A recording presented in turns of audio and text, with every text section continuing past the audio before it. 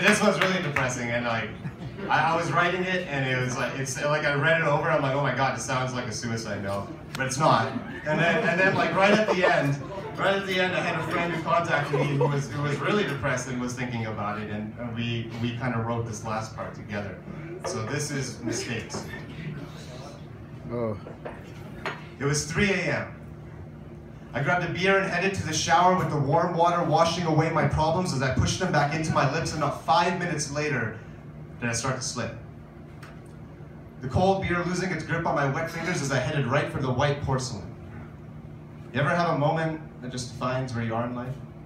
The lack of control, the inevitable dead end. There couldn't be a more fitting end to this disastrous week, but I'm too afraid to fall asleep. I've been plagued with nightmares and emptiness. Believe me, I've tried to see more. I was taught to. That I had to dream big, aim for the moon. My aspirations had to keep my head high, but I had built myself around a guillotine. And yeah, they told me that even if I missed, I'd be among the stars. But to see everyone else shining brighter than I ever could is... I got a phone call. And the woman on the other side told me, the woman on the other side sounded like static noise on a battlefield, drilling through my ears like some flimsy plywood, and she told me my dreams died today. That who I was, who I had killed and left behind, was very much alive and had destroyed everything I wanted to be. That my actions as a teenager had ruined any chance of being an adult. And I used to wear my future proudly like a veteran uniform, but it came back, latching onto me, digging into the holes before they were healed, marking me.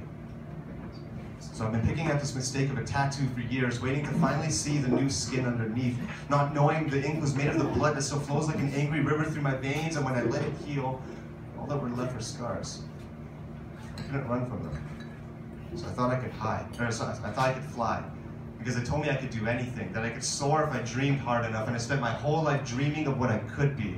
And from the third-story balcony, I looked down and could see my dreams dead, waiting below, calling. And I never told anyone. I never told anyone how much of a coward I am and choose to be every day. That my silence is so loud it could ripple the sky and blot out the sun itself. This disease that creeps through my body. I've let it live, breathe, and fester inside me. And all I can do when people question why is say I'm sorry. I'm sorry I can't look you in the eyes when I speak, but I'm too afraid of you seeing questions in them that I can't answer. And I'm sorry I don't smile. I've been like this for a while. My mother told me if I made a face too long, it would stay that way. So some days, I just feel like falling. But I catch myself. I stop myself. I give myself a pep talk and say, yeah, sometimes being that darkness sucks, but without it, the light would have never existed. You are not useless, I promise you. But you can't quit. You have to keep striving to shine, and you may never be as bright as those who bloom before you, but you are just as important. Just as every flower breathes life into another being, even if it's just for one breath, the universe will breathe life back into you. And it hurts where you are right now. Nobody's asking you to open your petals to be pulled and picked apart again, but today, please, be brave.